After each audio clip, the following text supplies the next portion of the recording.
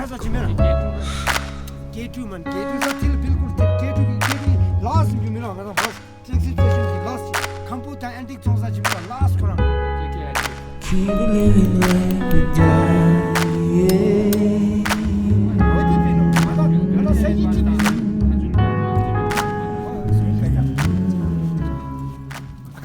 The wheat you can also mix with the water, and also you can give dry. And how much? 지 아주 나스포 차. 차가 바리. 찾기니 Want to make a video? Yeah, so I can remember how it's done.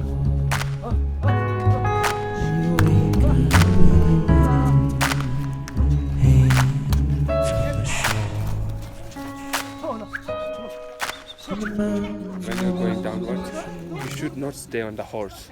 So get off the horse. Get off the horse. When it's steep, you're saying, or like any downhill? Any downhill.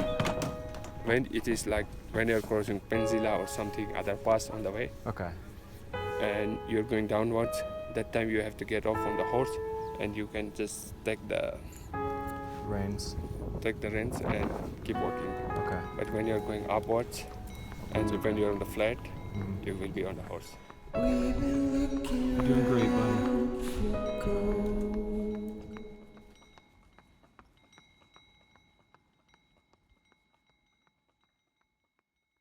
Let's start with your name and where you're originally from. All right. My name is David Deaton. I'm originally from North Carolina. We currently live in San Clemente, California. And where are we right now? We are on a sailboat in international waters. Not long after moving here, I had a friend introduce me to David. And he goes, whoa, you should meet this guy I just met. And I meet David, we start talking for a bit, and the next day we end up going hiking in a Joshua Tree and hanging out. Maxwell and I shared a lot of stories about our past and the things that we've done, and he told me about a trip that he previously tried to go on, wanting to bike the Himalayas in India, which I had never thought of doing something like that. I wasn't really familiar at all with the concept of bike packing. But as soon as he started talking about it, it just lit something in me. It was like, this sounds amazing. It sounds like the biggest adventure that you could possibly have. So Tor and I go back a bunch of years when we were both living downtown Denver. He was a neighbor with one of my good friends, Chad. Started talking to Tor and realized, I think this is someone I'm gonna end up doing life with for maybe the rest of my life. And I never even really thought of the idea of traveling by bike until I met Tor. He spent more time biking through the Indian Himalayas than anyone else on the planet. So I kept hearing these stories over and over and over again and thought, this is a place I need to go. We need to bike the Himalayas. Often if you go on a trip, you'll travel between A and B and you'll experience A and B. You know, on a bike, everything takes place in between the places. You stop in a place where there is no reason to stop if you're on a car, on a motorbike. But on a bicycle, you have to stop. You need water, you need food, or maybe you ran out of daylight and you have to stop. And that's where you meet the people who invite you into the house, and suddenly you are sitting in a house chatting to strangers, sharing life stories.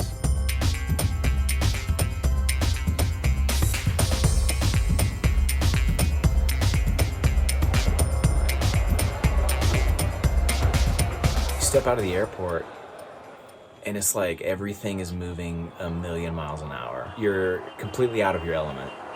And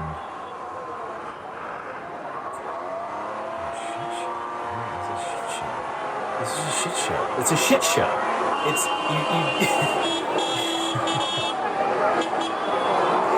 it's a shit show. I don't know if there are other words to describe the transition between where we are to where we landed.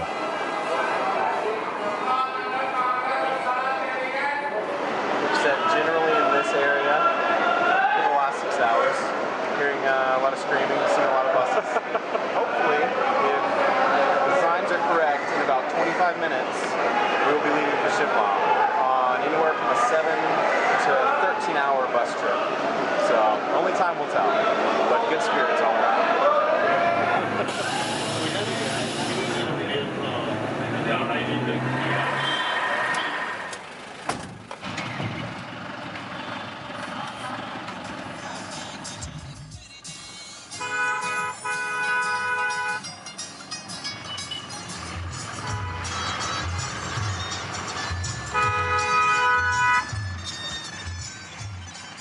So this trip is basically a large circle around northern India. We start in the jungle and move continually upwards for several weeks to reach some of the highest points in India. We go through protected areas along the border of Tibet and all the way along the border of Pakistan. Once the road ends, it would be impossible to bike this route. You're walking on these sides of cliffs where you have about 2 or 3 feet of area to walk along. So that's why we have to get horses and we have to get a guide to guide us the whole way.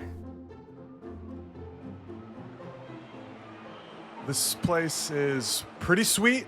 I wouldn't quite give it 5 stars because there was a human turd in the hallway on the way in. Wasn't either of us, thankfully, although that may happen later once we get Delhi Belly. So no judgments here. All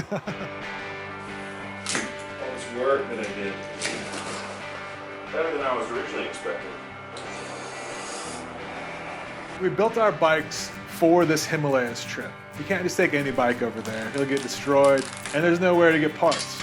So we built our bikes from the ground up. Started with the frame, 2 bags in the back, 2 in the front, fork, double wall thick rims, large spokes, pedals, gearing it so that we can travel uphill for long periods of time, and granny gears. Because we've got about 120 pounds worth of gear on these bikes, and we're climbing for days at a time at high altitudes.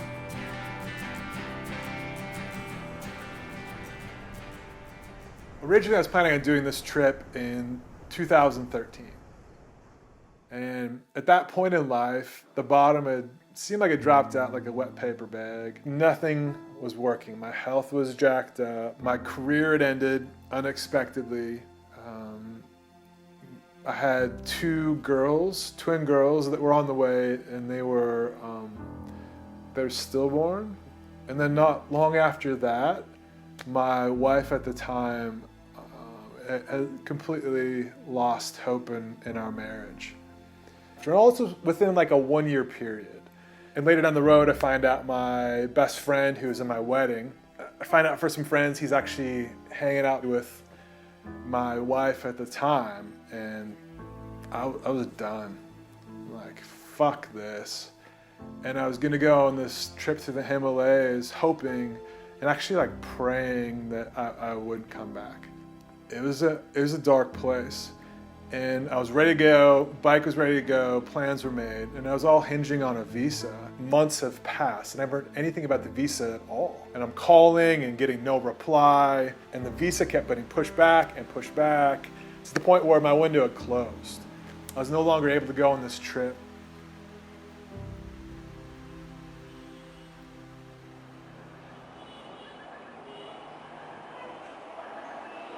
How you feeling? Ready to go. Yeah? Woke up this morning with a brass band around 5:45.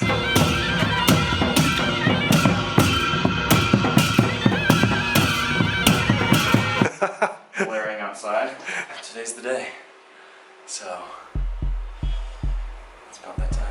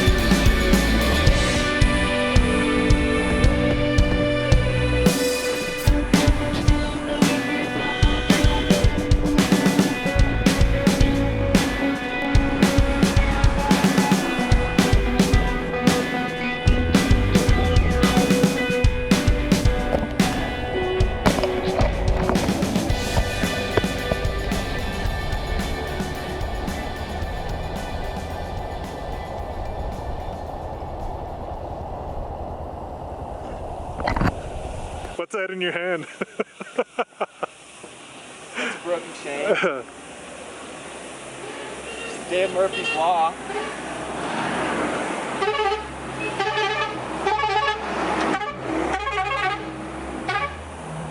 Derailleur problems.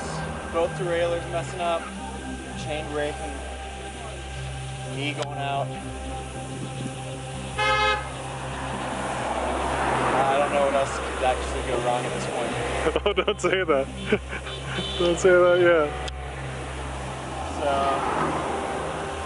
a little discouraging. For the first day at least.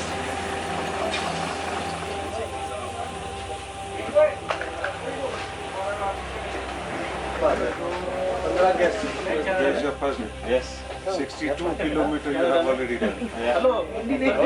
What started with a very discouraging chain breaking on my bicycle ended up with the help of a lot of strangers to fix it. Okay. Good. Say India is great. Then pump out water to help wash hands, and they've invited us to stay the night. It's amazing, the kindness of the people here. I might decide to come back around after we finish. That's what we have. Are you guys hiring? Stay here, enjoy it. Tomorrow night, birthday celebration, dancing. For the birthday dancing. Others dancing? That first day, it set a precedent for kind of how the trip was going to go. The fact that so many little things just went wrong. My derailleur being bent from transporting it on the planes. Thinking, well, I might not even have a derailleur, which means I don't have a bike. And then the chain breaking twice, which doesn't happen. My knee starting to give out. All of this stuff happened in the first day. I felt very defeated, but what it led to was what we would see throughout the entire trip as kind of the theme of none of these plans are gonna work. And it's good that they're not gonna work, because the situations you get in can turn into a dance party with 40 dudes.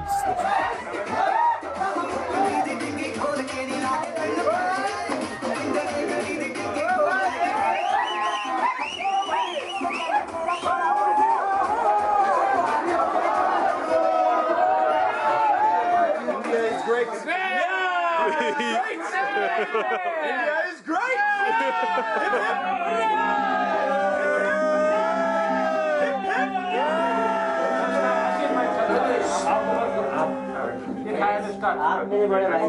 Loss is one of the moments in life that I'm going to go back to in my mind so many times and wish I could be right here. It's hard to be able to soak it in. It's beautiful. It's love. There's no words for it.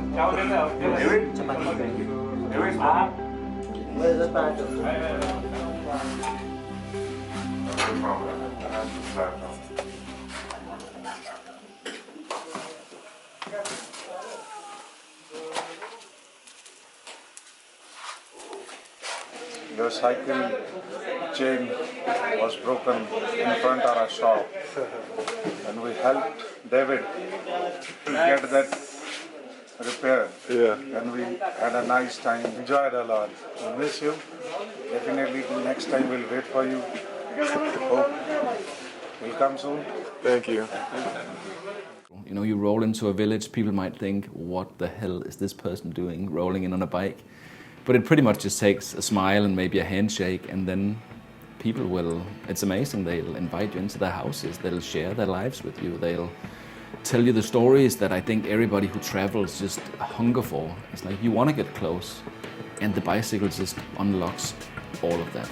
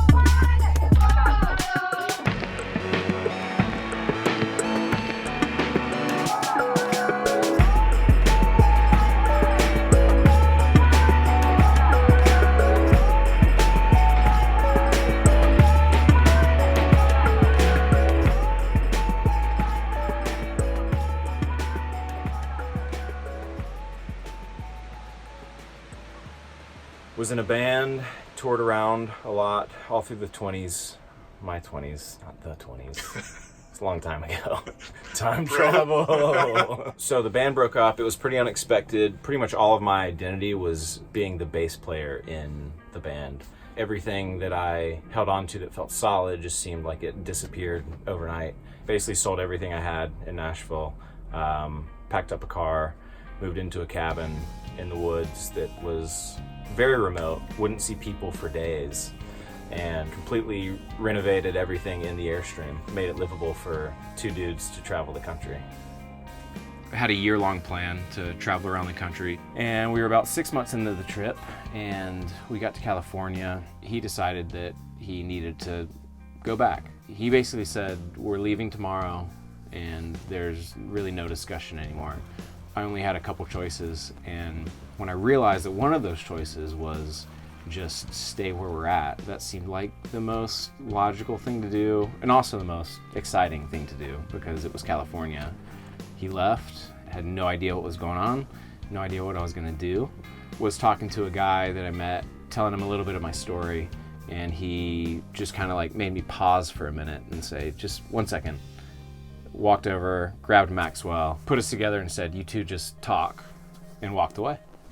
And it was, I don't know, it was weird. We were in a similar place. We wanted to breathe new breath into life and figure out what was next, and we couldn't do that where we were at. And that's how we ended up in California.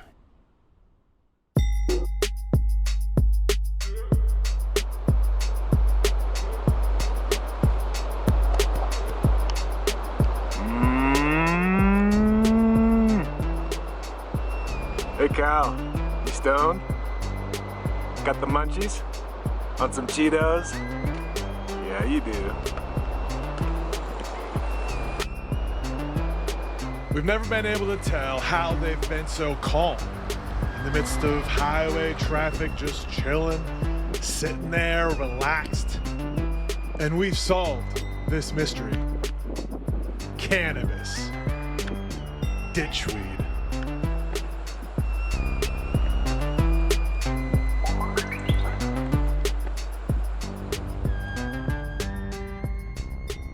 During the training process, my knee started giving me some trouble. Thought it was from a day that I kind of stepped down wrong onto the boat and it tweaked, and there was something different than normal. Every step there was pain. The day after, I woke up and was trying to bike and almost couldn't do it without excruciating pain. We're weeks out from biking in the highest mountains in the world. I kind of pushed it off and said, it's just like a little bit of soreness, it's gonna be fine. But when it lasted, I started getting a little paranoid, and I worked with some physical therapists for probably about 3 weeks leading up to the trip. And nothing was really helping. They thought that there was a possible tear in my meniscus and wanted to do an MRI, but we were, I think, 3 or 4 days away from leaving, which I knew I was gonna go regardless. I just felt like it was better just to not know and just go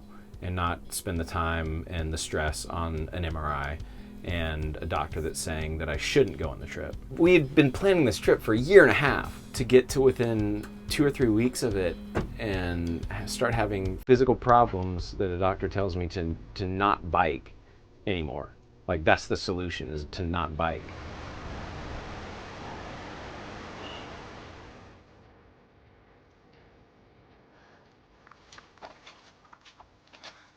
On the wrong road? Yeah. The road we want to be on.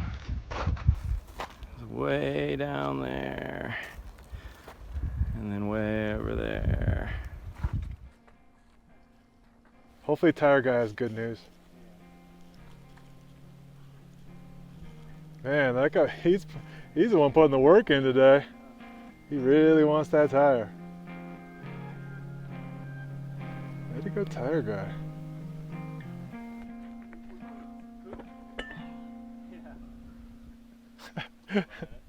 He needs a minute. Dude just walked a tire up a mountain. Dangerous.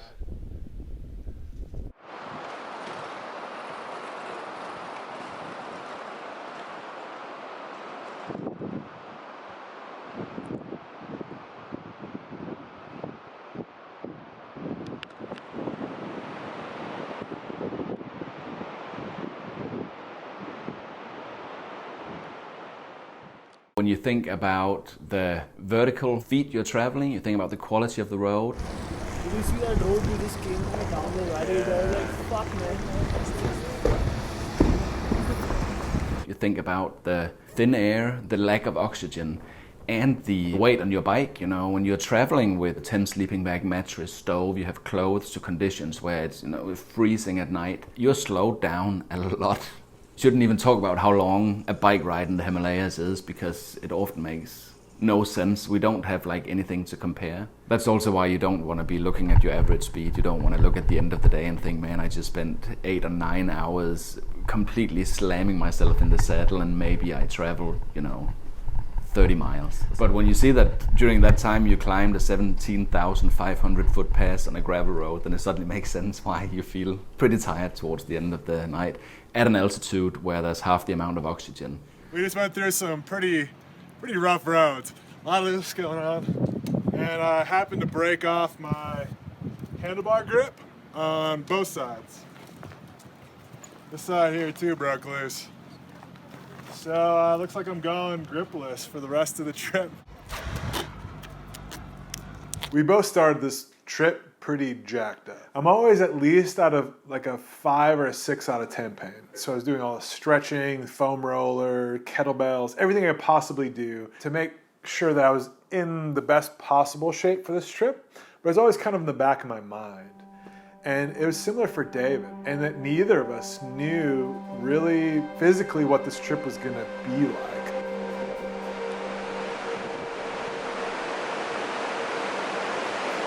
David's knee is really acting up. He's told me on a scale of 1 to 10 pain that he's an 8.5, and that he's near the point where he feels like it might rip. And that it gradually keeps getting worse and worse and worse.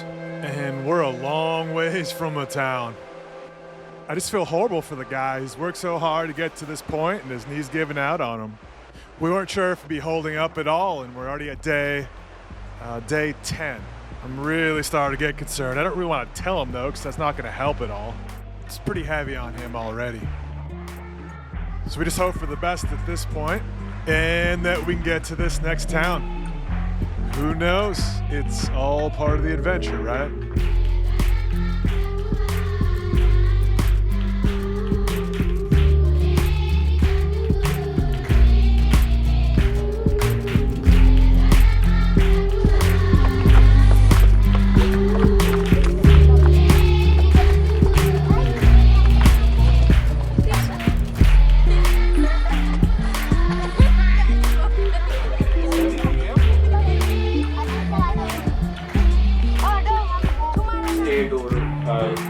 California.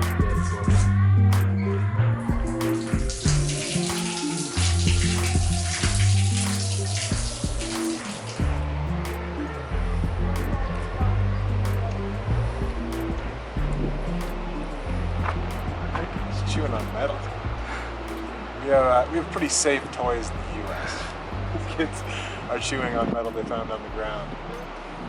They're loving it. Can't be best for the teeth, but keeps them busy. Kind of like an iPhone.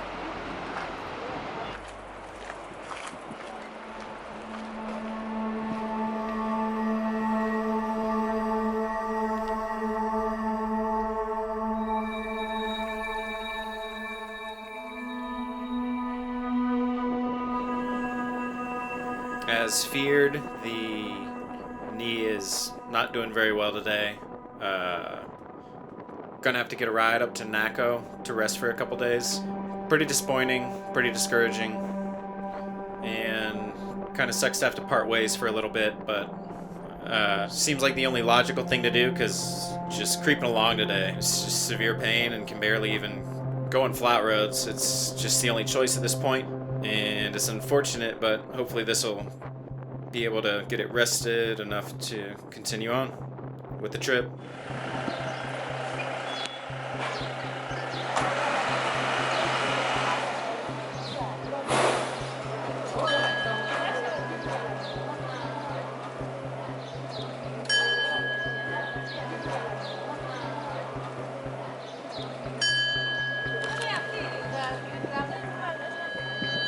Here I am on the world's most treacherous road, and this road would have my vote for sure. People in the military would look at me like they'd seen a ghost. It was on a road that people don't like. But that's part of the challenge of seeing how far we can push ourselves and our equipment to explore places that not many people have experienced.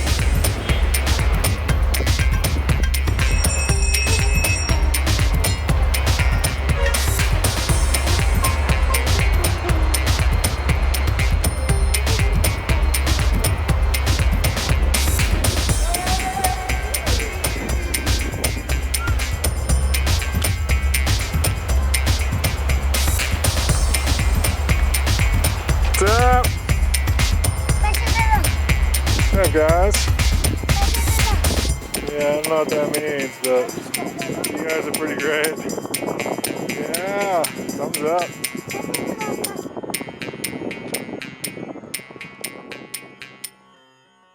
For days, there's cliff edge on one side, where it's just mountain face, and then the other side drops down to a river, so there's nowhere to camp. And if you're choosing between a hotel and camping is the way I would go, because it's way cleaner. You go to those hotels and you realize, all right, this place hasn't been cleaned in months, years. I don't even know. This is pretty, I mean, it's pretty gnarly. Years of dirt and scum on the side of the pails that you end up showering in. The sheets smell like 4 different types of BO. There's some stains on there. You're wondering, like, wait, how is this even a thing? Oh my God.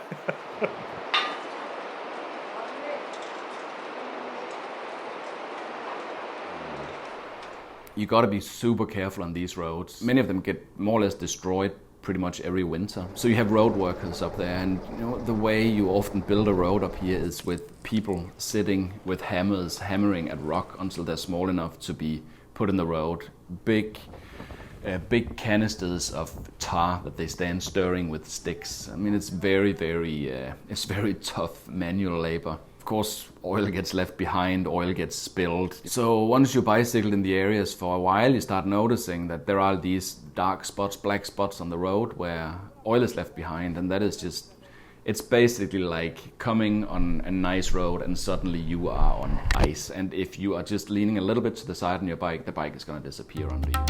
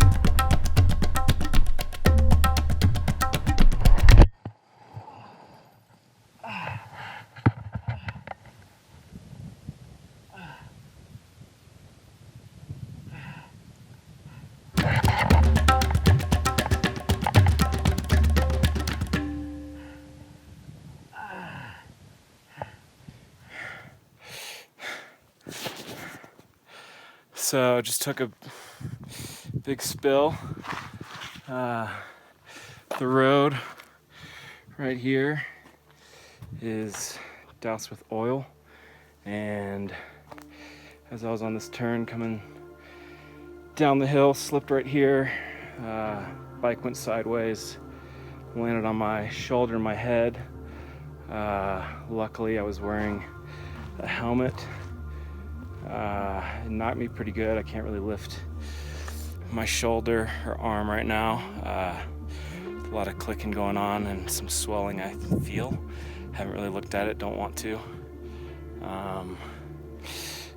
But yeah, that's my bike. That's the oil. Max is probably about a couple miles down there and doesn't know. We just did a long downhill, and I've been waiting here in this spot for about 20 minutes. I haven't seen David at all. I really hope he's all right. In quite a bit of pain. And yeah, probably gonna have to find a ride down the road and find a hospital. All right, just climbed around the second bend. Still nothing. Starting to get a little worried. The fact that he can't ride downhill is concerning. Even if it's like a twisted ankle, a little scrape, at least you can ride downhill. A truck with a red cross on it was just coming up the hill, and I assumed someone got in touch with someone. And I waved them down, and they just waved at me and kept going. But I thought that was so confusing. And it hurt so much. Max stopped. That's gotta be so painful. This is not fun. I don't know what the hell to do now. It's the biggest freaking climb of the trip. I'm gonna be pissed if he passed me and I didn't see him. He just flew by. Then again, like, did he get in an accident? Did they get taken to a hospital? I don't know. This is like the worst possible place to have to do this. God, this sucks. It's been a little over an hour, and 3 cars have passed, all going the opposite way. And just looked out, and I see Max climbing the descent that he just had fun on, and he's gonna kill me. I think that's actually the reason that he's coming up. Thought I heard a car. I'm hearing things. I'm getting delusional. I bet Max is down there doing a little debrief video too. There's a lot of freaking climbing. Too bad we can't FaceTime and just debrief each other. He has to kind of just guess. Best case scenario, I lost one of my bags and it went down the hill and I had to climb down and get it. Worst case scenario, me and my bike went down the hill and he'd have to come up and climb down and get me. So we landed kind of in the middle of the road, literally. And actually, I guess it was on the side, close to a cliff. I just had a motorcycle crew stop by and say, that David he's up top, he's still coming down, but he slipped and hurt his shoulder. Like, I'm so happy. He doesn't have to go to the emergency room, at least at this point. I'm hoping the best for that shoulder. There's no medical care for very, very, very long ways. And that combined with his knee, it's gonna be tough to bike. But I'm so thankful. It's not like a catastrophic sort of injury. Like, I was terrified I'd see blood on the pavement coming up. But we'll see how bad it is in a minute here. Sorry, dude. So you went down, huh? Max just got up here. It's good to have him here, that's for sure. And now we're gonna figure out what to do next. So. There was one person that stopped about an hour ago. It was a truck and they said, yeah, we'll take you. And it was an oil truck. The same sort of oil truck that we saw earlier spilling oil all over the road, which inevitably I went down on. Been up there for, I think, 5 or 6 hours, and it was the only option, really, to get the bike and all of the stuff to where we needed to be in order to figure out some medical attention. But it was really high to get the bike in. They couldn't open the truck bed, and once we actually got up to see what was in it, it was full of oil.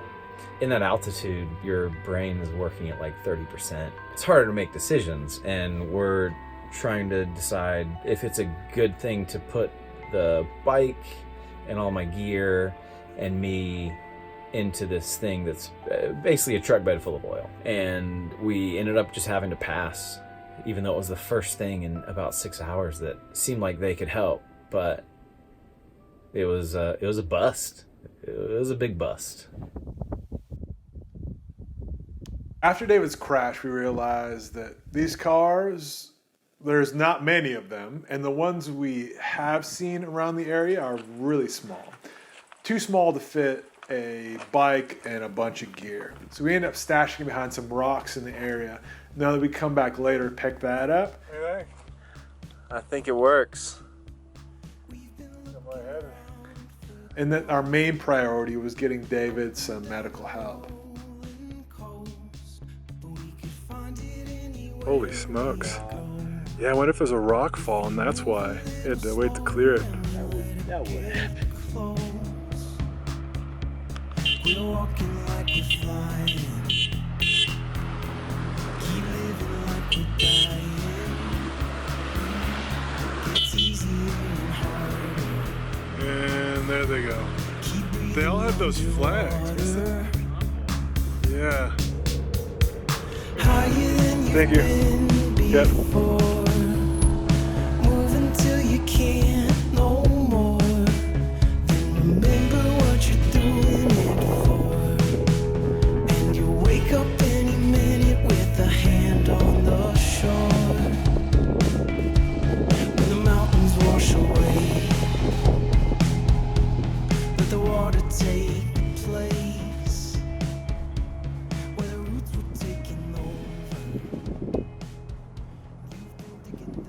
I start biking back towards Naco. And on the way, I'm thinking, yes, finally, after some hours, he's going to be able to get some medical care.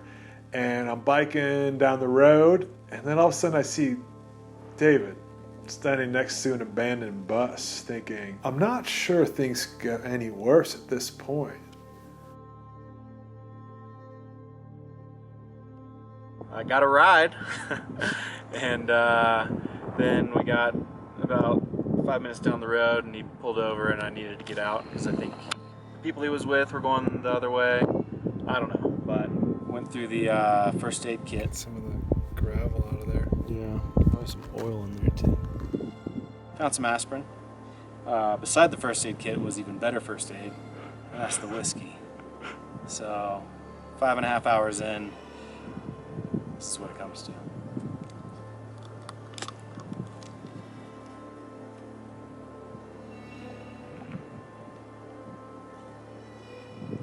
Feel better? Let's bike. Finally got a ride from some very helpful people that are on vacation.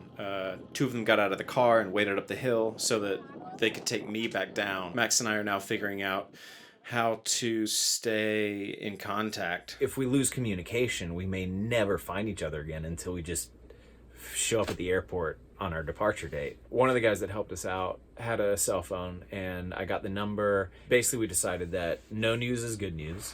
So if I don't contact you, expect me back here tomorrow. Are you going both now? No. Both are going? No, just me. It's all dusted out for you. You're off to death from earlier, probably. You know? Yeah. Where else does that happen? Yeah. Are you feeling something difficulty in breathing? No. No?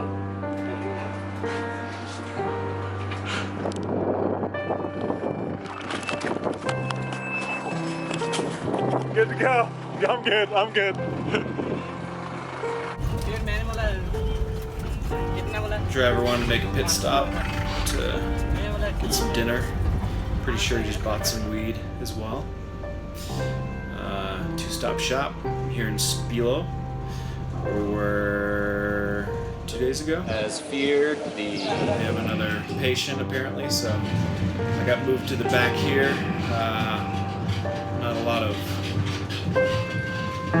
seatbelts or anything back here, just kind of one big open area on probably the worst roads I've ever ridden on before. It's August 22nd, around 8 o'clock a.m., the day after David's accident. Dave was originally going to take an ambulance from here, Naco, to Poo, which is about 30 kilometers down the road. Because we're told that they had an x-ray machine, good doctors, a medium-sized hospital. But when the ambulance arrived, they said, no, Poo doesn't have an x-ray machine at all.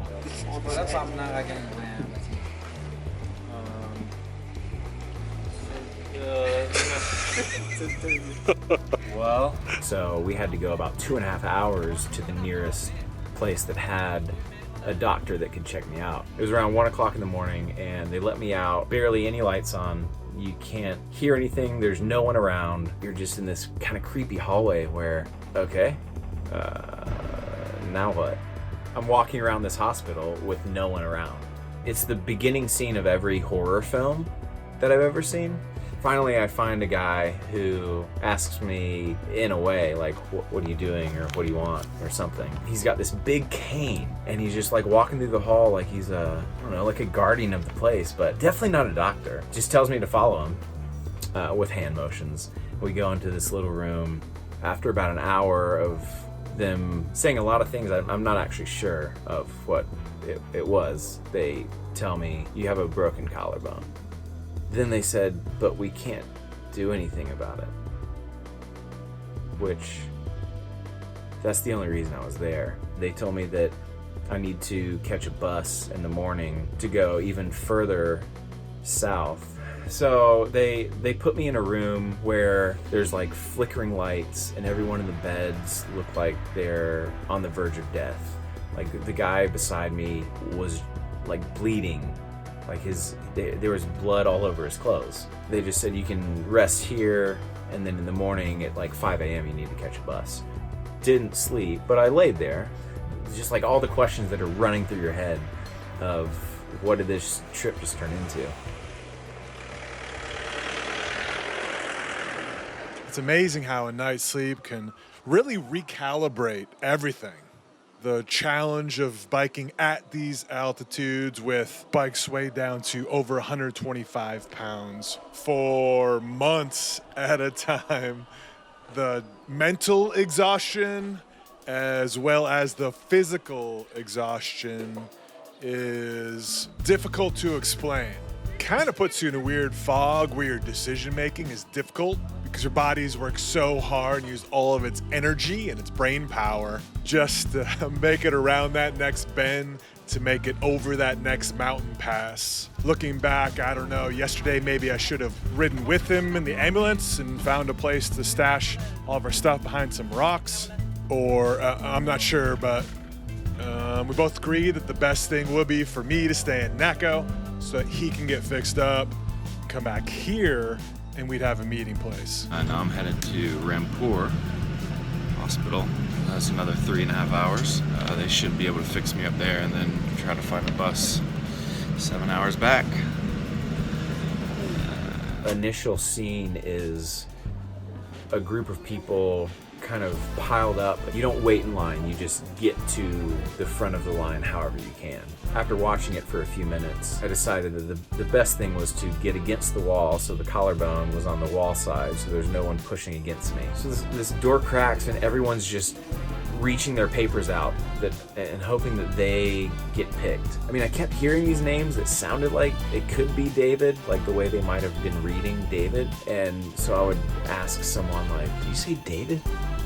And you know, this guy that had just been in like a rock fall and had plenty of broken bones is like, I don't know. Finally, they distinctively said something that sounded very similar to David. His advice was, you need to see an expert. And I looked at him and said, expert? And he just laughed. And told me to basically go back to America where they can treat me.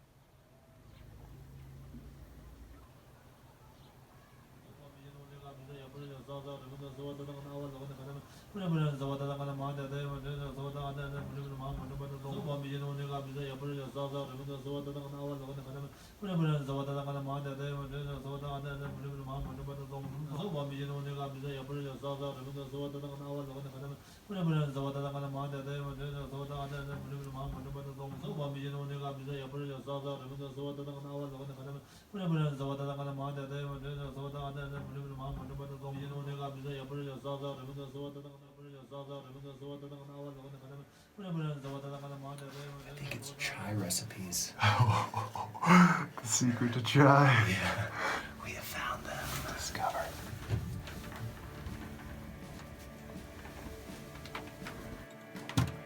Not as exciting.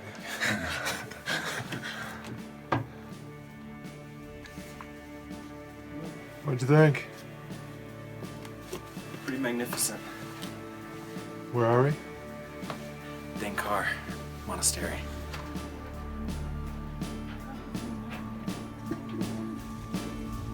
So I'm biking. He's not biking, but we're both gonna continue on and the Indian Himalayas and figure it out as we go. I like you're looking at it. And I feel like that's really what goes back to the initial reason that I thought it'd be cool to have David join me on this trip, because in India, you need to be able to roll with it. Otherwise, India will destroy you. So true.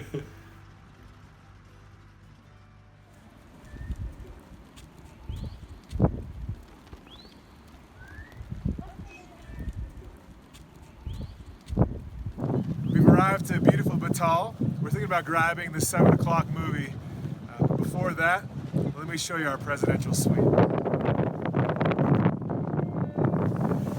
It sleeps 4, so we may have a couple guests joining us a bit later. 100 rupees a piece, less than $2 for this gym. Hello.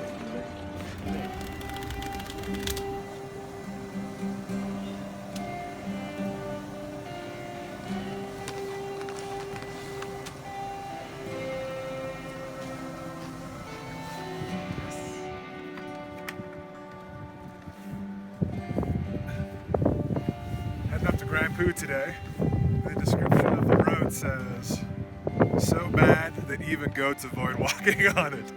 And it rained all night. Definitely a cool breeze, but bringing out the big guns.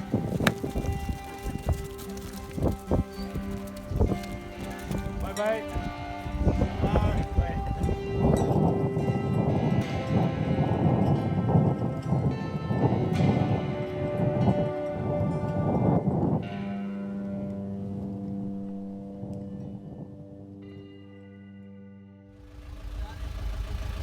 ये नाला देख लो ना, चल जाती है तो चल जाना फिर।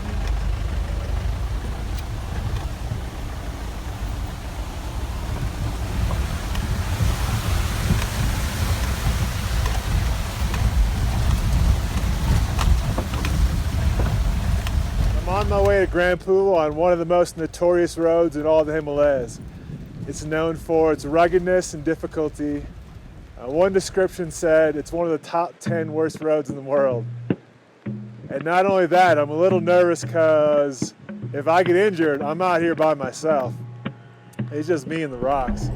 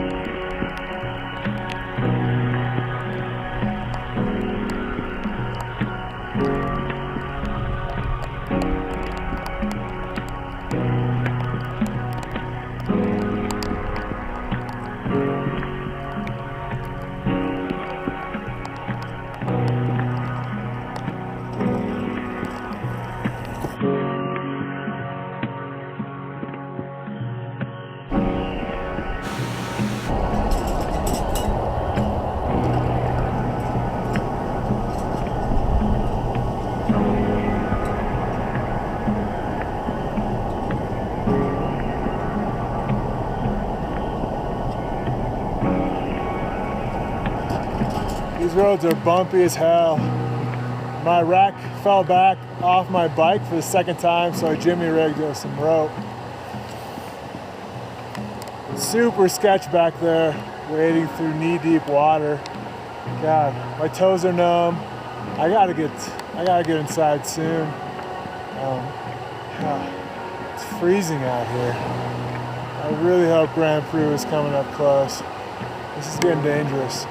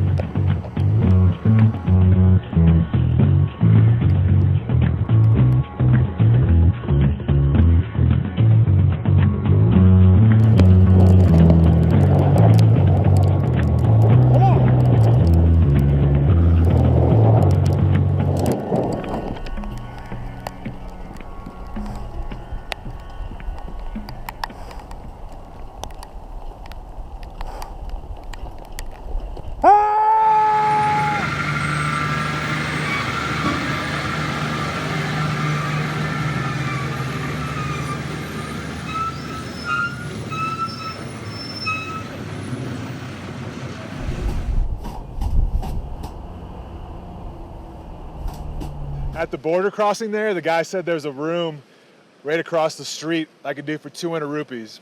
And I put my sleeping bag on top of the beds and 2 of these massive blankets along with it. And it took hours for me to get feeling back into my body and back into my feet. Even today, they're still a little numb. I think I did some damage to my toes, but I'm just glad I still have them. Those river crossings were intense. There are different points where I could feel the ground under me moving, with my bicycle wanting to go horizontal over the edge. And all I could do is just hold on for my life, hoping the whole thing didn't slide. I had to do jumping jacks to ward off the hypothermia. And today, so thankful that the sun is out. It's been about a week since the collarbone's been broken. This brace has been extremely uncomfortable. Not a lot of sleep, decent amount of pain. And my arm is very swollen. Actually looks a little better today, but it's still, you can tell there's a lot of fluid in it, which I'm a little concerned about. I don't know if that's normal. A lot of this back here is numb. We just loosened the brace a little bit to see if that helps, but I think I'm gonna go to the doctor again tomorrow in Kaza, if there is a doctor, and if they can understand what I'm saying, to see if everything's all right. Don't want to have any long-term damage. That's where we're at with the old collarbone injury. Also, the camera that we're filming the documentary with is broken, so now we're continuing filming a documentary with iPhones and hoping to get sponsored by Apple. India! India! It wouldn't be India without all this fun. It wouldn't.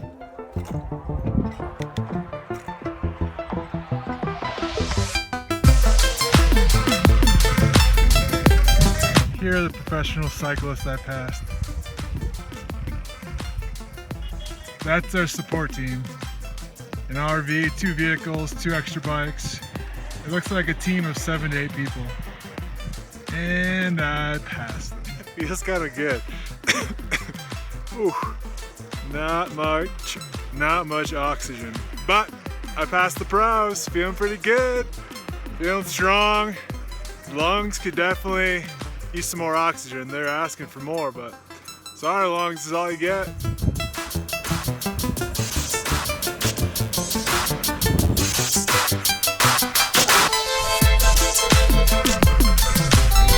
Could you tell me a good place to get a chai? 150 miles that way. Yeah? I know the good spot. All right.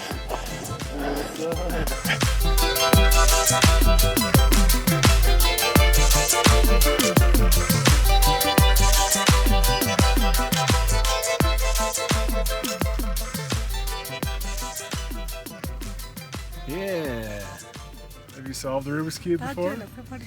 Yeah, yes. Yeah? Although, if you hold your tongue like that long enough, I think you'll be able to solve it.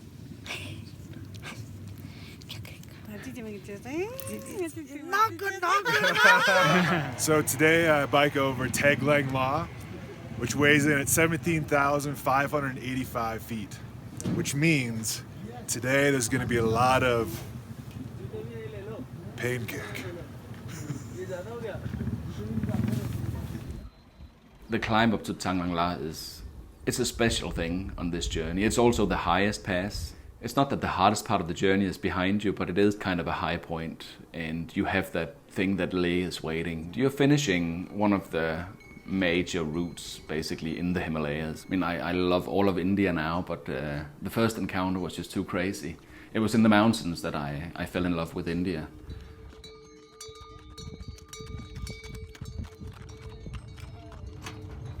Max would leave on his bike, and then I would spend the next hour or two trying to find a ride for free, walking around just asking people, standing on the side of the road waiting for cars to pass.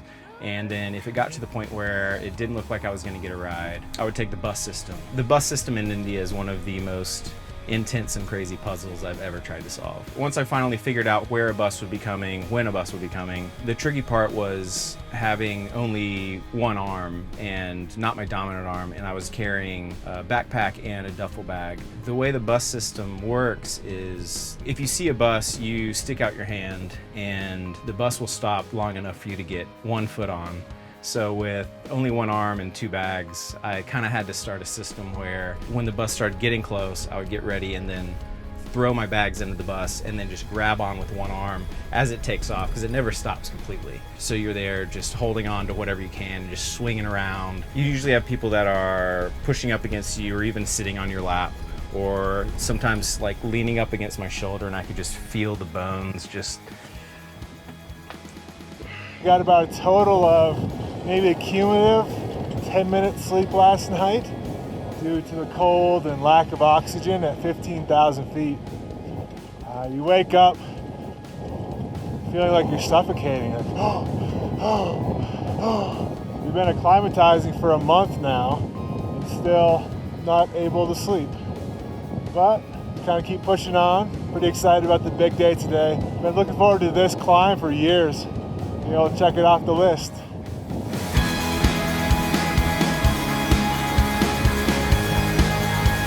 It's pretty awesome up here. David showed up. We were able to get a picture together. Totally random hitchhiking up here. The timing worked out perfect. Just passed over Taglang La and got to see Max at the top. And it's snowing. Yeah. Congratulate him. It was a little disappointing to have to do it in a van and not be able to feel that feeling of kind of reaching one of the meccas of bicycling. But I'll be back and I will reach that peak. But for now, we'll wait for Max and Leh whenever I get there. Have a little birthday celebration. Yesterday was a big day biking over the Taglang La Pass, and I biked an additional 25 kilometers than I was planning. So today, I'd be in a position to finish the day in Leh, because Leh is the biggest city in the area and has a lot of amenities like hot water,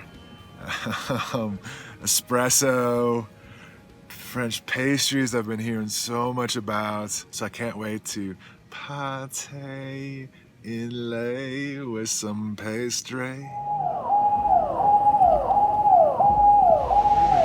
After weeks of lentils and rice, we've moved on to Leh, where there's a lot of other options, including delicious pizza, hot shower, pizza, whiskey. Oh my God, I don't even know what's happening right now. I can't even contain myself. All right, I'm done. I gotta eat. Oh.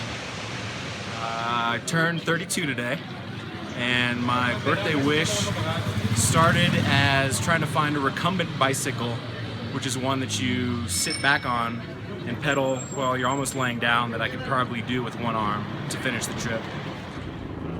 There is no cycle, only bike. Only bike? Motorbike? Motorbike. Okay. There's any possible way that you know of anything like that? Impossible. Impossible? Impossible. Like- Only this possible. See? Not possible. You lay back and you can use one arm? Nowhere. I think that goal and birthday wish just turned into trying to find a horse to either purchase or rent in order to finish the bicycle trip on a horse. So let's see what happens. We're gonna buy a horse. We're gonna buy a horse. Yep. I'm into it. Let's do it. Here we go. Let's find it. I was thinking about maybe a horse. Is there any place that sells horses? Not here. So I've never actually ridden a horse. I've ridden a camel and an elephant, but never a horse. So the variables here are, how do you feed a horse if I were to take one for a month trip? What if the horse breaks down? I don't know anything about horse maintenance. Yeah, what do they eat and how do you like find the food for it? Other than that though, there's not many variables. There can't be that much to owning a horse.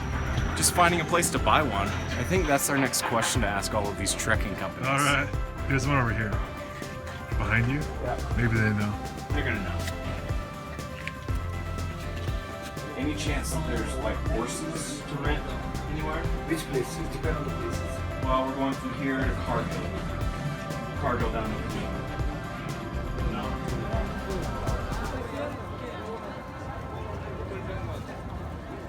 Happy birthday, dear David. Happy birthday to you.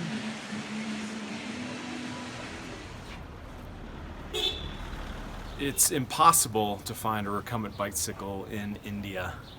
So Max and I are gonna part ways. I'm gonna jump ahead 3 days to Cargill, right on the border of Pakistan, expend all my energy looking for a horse to buy. So before you go into this area, you kind of need to know what you're doing. Some places, you know, you can just show up and start riding your bike and everything will be peachy. Gets a little bit more dodgy when you get up to the Pakistani border because that's, I think, the biggest military presence in the world up there. Last time I was up there, I think it was 800,000 Indian soldiers, and I don't know how many 100,000s on the Pakistani side.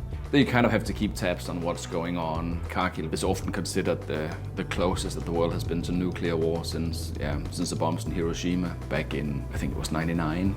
It is an area where you need to know what you're doing. I'm in Kashmir, on my way to Cargill. Should be there tomorrow afternoon.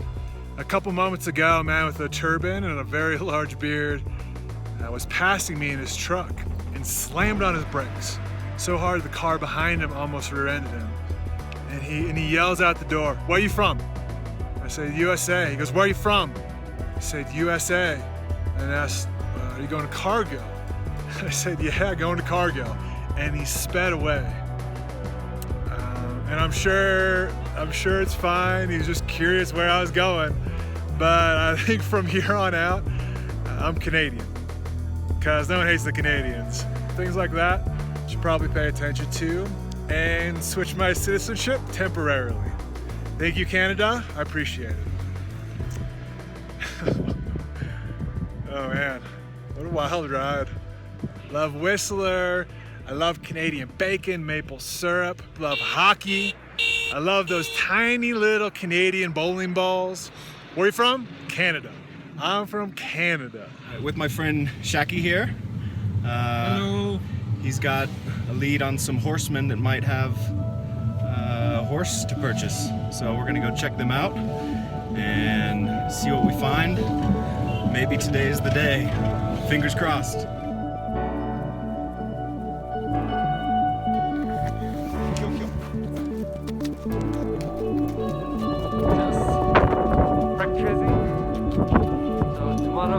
We're gonna ride this very long journey. Seems like very nice, and he looks like a superhero. Look, wonderful, very nice.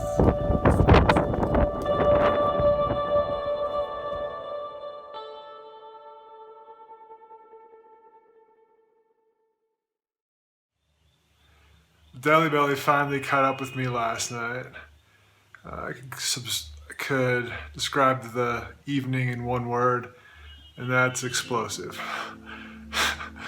Oh, I was puking so violently at one point I feel like I broke a rib. It's still pretty tender and hurts to breathe. So I found a chemist this morning, and they didn't speak any English, but I used what I believed to be the international sign for puking, as well as diarrhea. Oh, God. And she slipped me some pills, really helping they work. Last night, David somehow found me. He's shown my picture around town. It seemed like a dream because I was pretty sick. But we made plans to meet at 10 o'clock. Feeling very weak and dehydrated, but super excited to meet Bicycle. It's so crazy. I can't believe it actually happened and that he got it here. Looking forward to hearing the story and hopefully not puking anymore because it hurts. Bicycle? Meet Bicycle. Bicycle's pumped. He's hungry. It's a little overwhelming having a horse, but I've figured out how to put everything on so far, and now I've just got to take him out of town. Have you had a chance to ride him much? No. No? No, I rode him once, and then learned how to kind of put everything on. Like that one. Okay. Keep it balanced, feeding, all that stuff, and now it's the moment of truth. All right, be still, okay? You ready?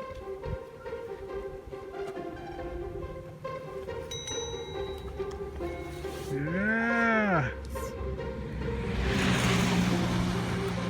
Like a champ.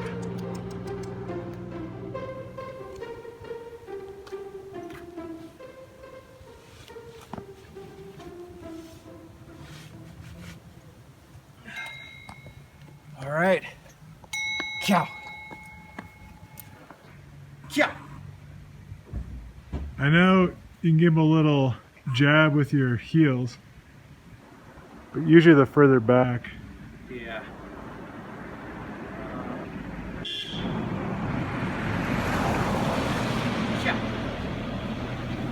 He said that you have like a stick too. Kind of Okay. do a little bit. Yeah, on the back. Yeah. Let me see if I can find a twig. Yeah.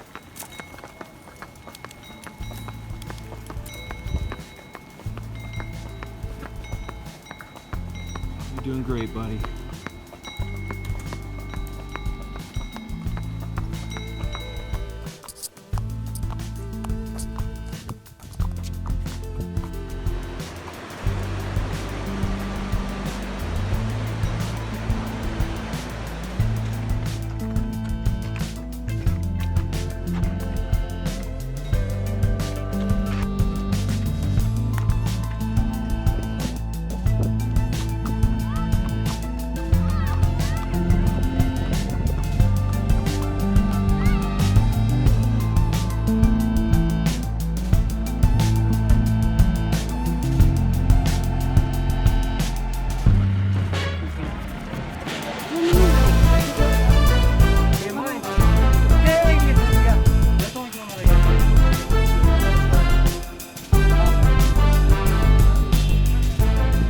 Good food night tonight. We're having noodles mixed with potatoes, some locally sourced eggs. Pretty excited about what we're having this evening after a long day out and about. Second day on the trail with Bicycle, and he's becoming one of the guys.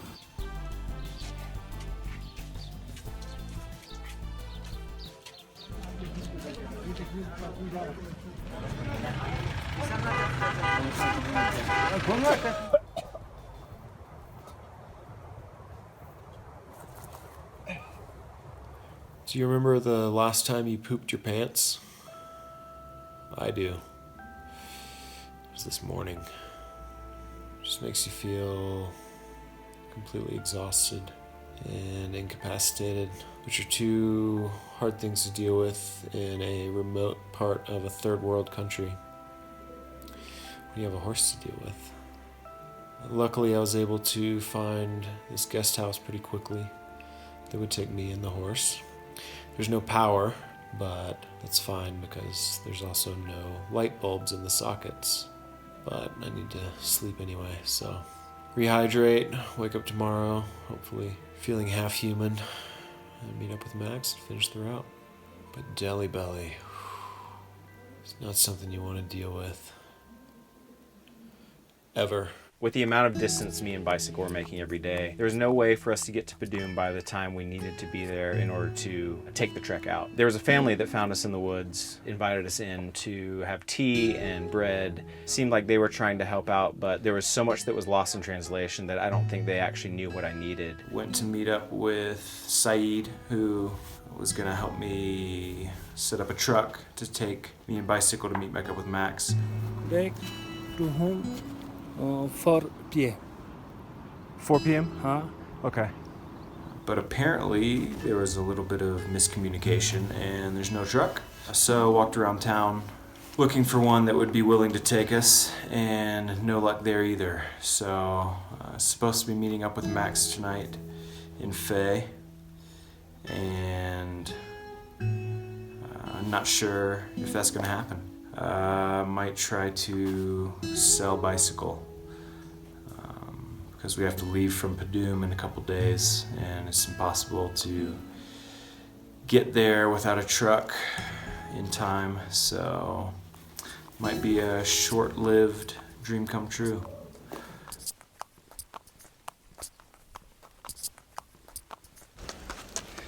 Buddy, I'm taking you to a new home today. I think you'll like it. Big open meadows, nice people. Sorry we have to part ways, but it's just the only option. And I think you'll be happy here. I went to the family who had showed so much generosity. I wanted to give Bicycle to them, and so I went back and tried to explain that I was gifting it to them. I think they thought that I wanted them to just watch the horse, and so they wanted money to basically babysit. And I kept trying to say, no, this is like for free, like you keep horse, me go. It wasn't coming through. So eventually I found my survival Hindi book and I found the word for gift. And I pointed to the word and said gift and handed the reins to the husband. He kind of just looked confused and she said, no money, no money? I eventually said 100 rupees. They said goodbye to Bicycle. I think he even got a little jealous when I was playing with some of the kids, and I think he kind of knew I was leaving. The wife came out of the house and she gave me a 100 rupee bill and said, gift.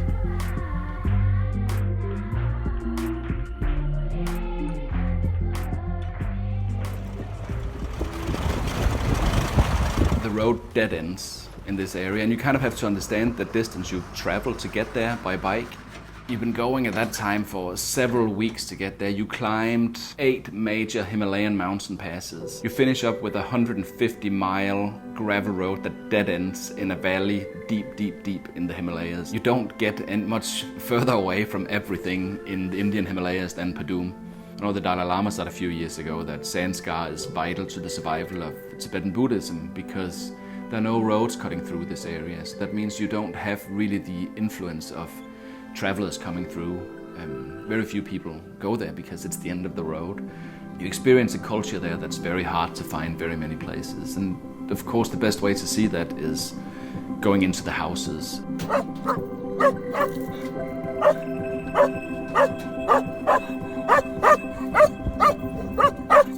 Right here we have the secret to the local Himalayan moonshine. It's called pup. And what happens is you first boil the wheat, like we have right here, and then you add the pup to it and let it go for about 36 hours in the shade. And after that, that's when you can begin to make it into the White Lightning. They have a pot still where they use 3 different pots, and where a smaller pot fits in a larger pot, and then another one sits on top, and the condensation drops into the smaller pot. And that's what actually makes the moonshine. Pup. This is the secret ingredient right here. After spending any time in India at all, you become very familiar with the squatty potty. It's a great workout for the glutes and the thighs. And the locals are very resourceful. They actually recollect the waste after drying it out, use it to heat with and cook with in the winter, which ends up right here. So maybe 1 to 2 weeks time, I hope to be up here with everyone else. So I'm leaving our Padum family, who've been absolutely amazing. I end up meeting them because Rigson, he's at one of the checkpoints. We stop in and write your passport number down so I can log the people that have passed through. How long have you been with the police?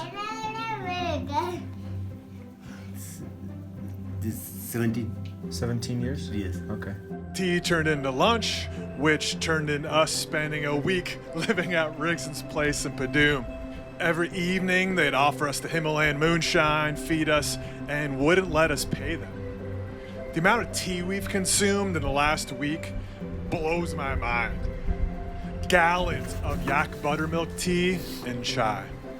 Anytime it was just even like 3/4 full, she'd jump on that thing and fill it on up. I'm still processing how well that family loved us, and super thankful. Welcome, Mike. Thank you. Thank you. You're welcome. Oh, thank you so much.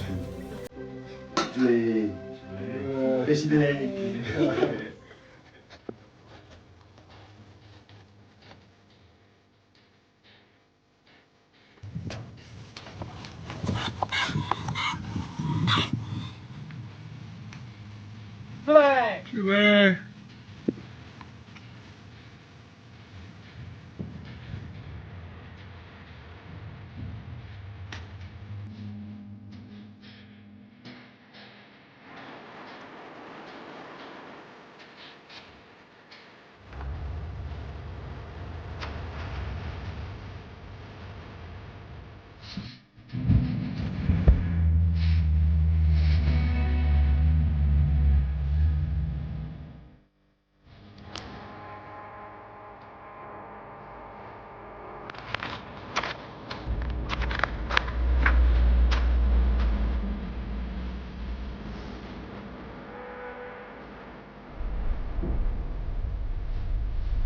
Yeah.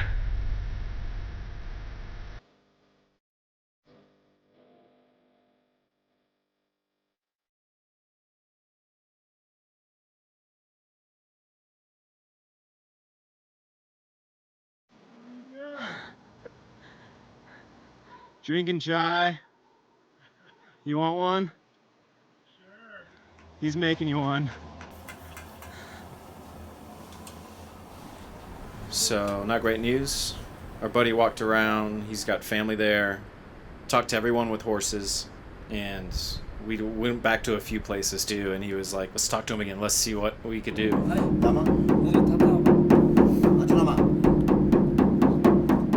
Seems like the trek is out, which is very disappointing.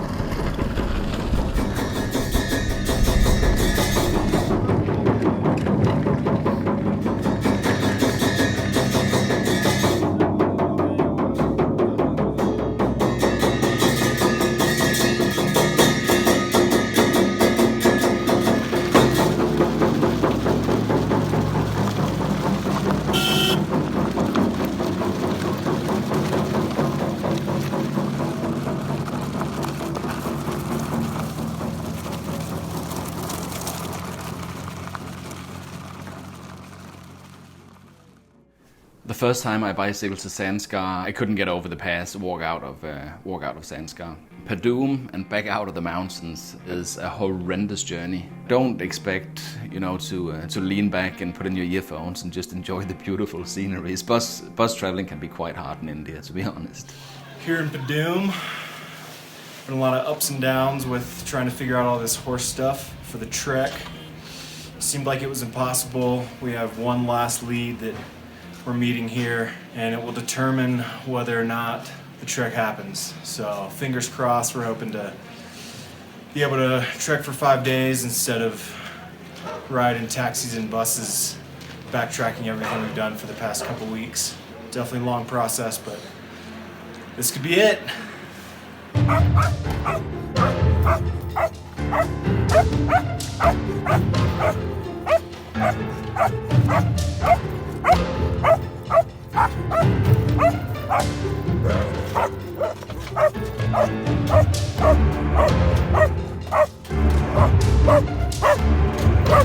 After 2 weeks of trying to get these horsemen, we thought for sure it was not going to work after David went with Rigson to each share. He had a bunch of family there, but wasn't able to line anything up. But then in town here, spoke to another guy that made it happen. We could find it anywhere we go. If we move a little slower and we let it get close, we're walking like we're flying, keep living like we're dying. We gotta take all our stuff across that bridge. We haven't seen it up close yet, but apparently it's 3 wires with some twigs and branches. Higher than you've been before, move until you can't no more. Then remember what you're doing it for, and you wake up any minute with a hand on the shore. When the mountains wash away, let the water take place. It's not dangerous at all. Cycle going, Cycle going, yes. Days when everything disappears at the end of the road. About to leave and walk for 4 or 5 hours to the first town and camp for the night and see what happens on this epic 4-day adventure. It's working out. Covered in scars, whoever you've been, wherever you are, there's a path that hides in the dark, where everything disappears at the end of the road. Go farther, keep breathing underwater, floating till the waters rise, fighting all through the night with the reasons that I can't let go, and feelings that the ceiling of my heart can't. Made it. Gets easier and harder. We laid down to sleep, then realized we're actually, neither of us are going to sleep at all. Between the lack of oxygen, laying around, and just general uncomfortability. Neither of us have sleeping pads. We're just kind of, you just wait for morning to come. We were like, well, let's get some shit done. And we got more queso. Midnight rummy snacks. Oh, snacks and rummy. On our way to 5,000. Yeah. It's way more better than just laying around, both of us wide awake, not being able to breathe on some hard ass ground with some rock in our back. Queso and rummy, way better.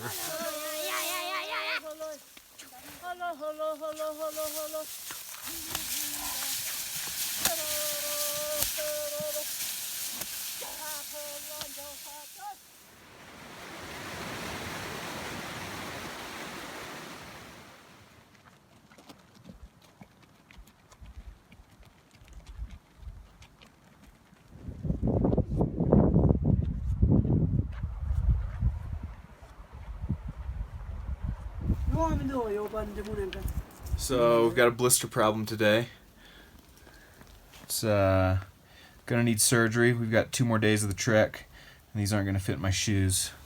That's like a blister within a blister. Yeah. That's not good. It's gonna be hard to walk on. What's the other one look like? Not great.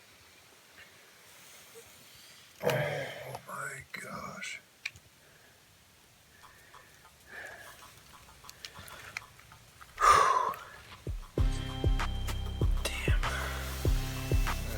cleaned up. Gotta make sure you get your fingernails, get all that out of there. I'm essentially scrubbing off about 2 months worth of dirt. Then it's on to scalpel. Nice and red, so that the incision is clean. Get that baby nice and red. Red hot.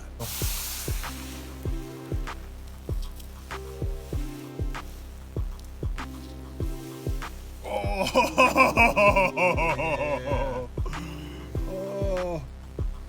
Oh. Stings. So now we just see how they feel tomorrow and hike up regardless. I've never seen blisters like that, so I was definitely hoping and thinking that they were going to be a little smaller.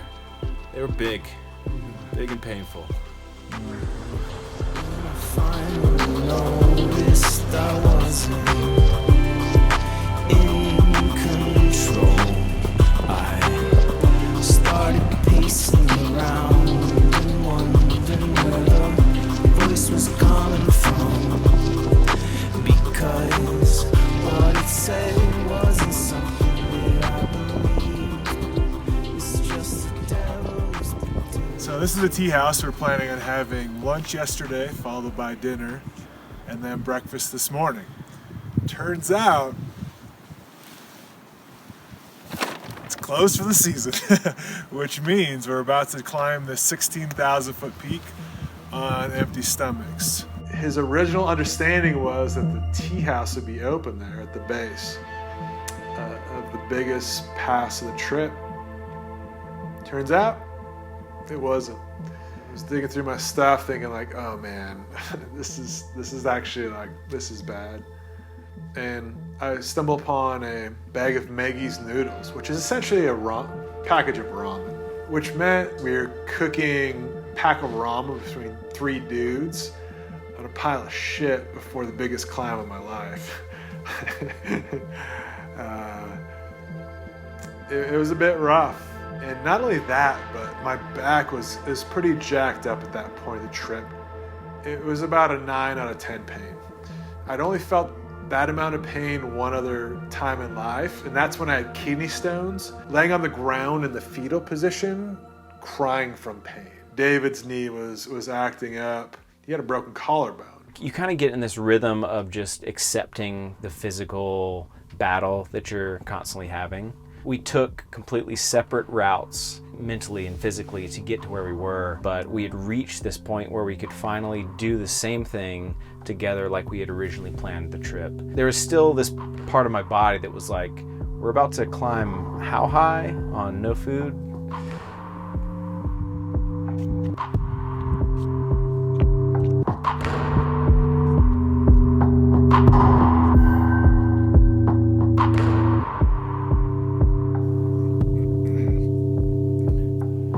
India is beginning to take its toll.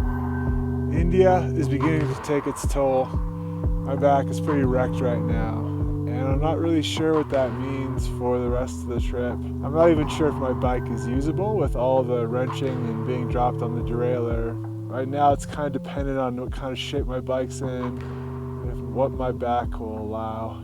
Just trying to make it to the top of the pass right now. That's the main focus. And here we go. Morale was low, without any food, in about a 30-hour period, climbing this big-ass mountain. And it got to that point where you're like Netflix sounds pretty great. Why do we do this? Why do we do this thing? There's so much easier ways to do life, like any other way. Any other way than this would be so much easier and maybe even more enjoyable. Why are we doing this? And I'm still not sure I have an answer for that. But we carried on. I feel like that's just kind of what it comes down to. You get dealt all these challenges, curveballs, in life in general.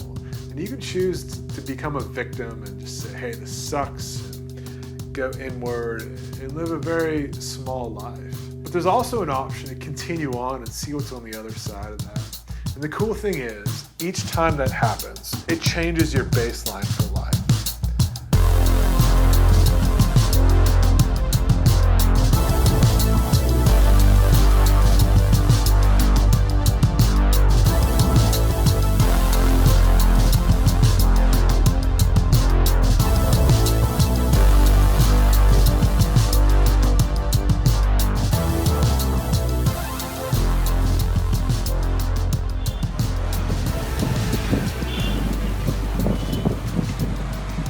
We're in Shimla. It's the last night that David and I will be together, and I just decided I'm going to make this thing disappear. You ready? I don't know, man. I haven't seen my chin for years, and I'm actually I'm a little nervous. I don't know why, but I am. Yeah, all of it off. Gone. I can't believe this is really happening. Yeah, that's good. Looks like a marshmallow just blew up in my face.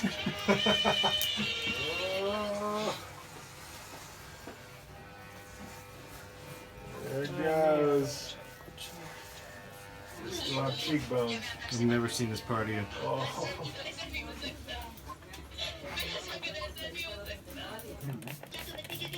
Oh. Good to go? Ah. There it is. The chin.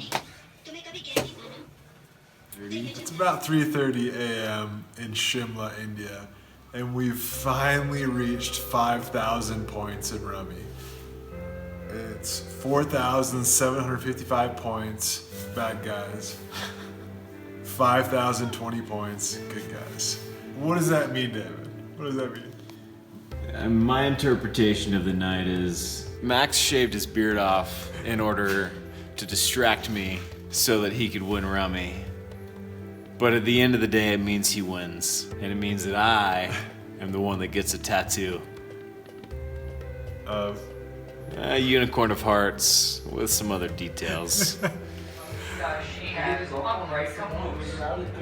It's time. Long time coming. Time for what? And then I used a tattoo because of a rummy game. Well, usually 2 weeks before breaking my collarbone.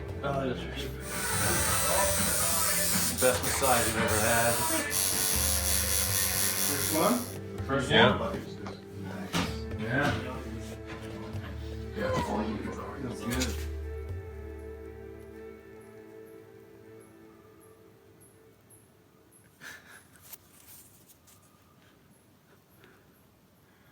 So many points. Yes.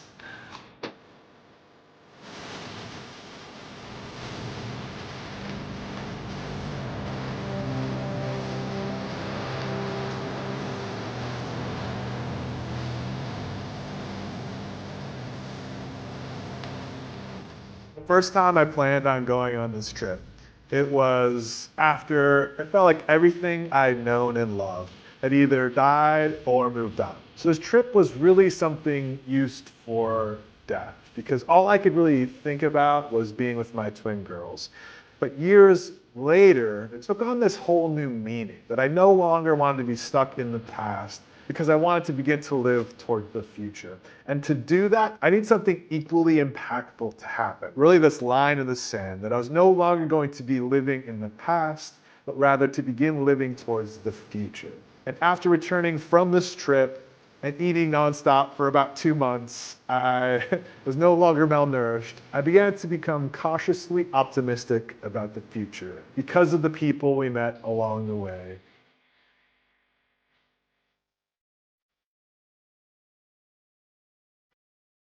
Leading up to this trip, I felt let down by people. There were things that just fell apart with the band and the road trip. I started to lose faith in relationships and other people. On this trip, in an unlikely place, I found that strength and hope in other people, the thing that I was starting to lose. And that was with the Indian people, who are the hero of this story. They opened up their homes, they fed us, they gave us everything they had, and they did it willingly and joyfully. Through that, started to restore the hope that I was losing in a huge way. And I think I've got more hope now in people than I ever have before.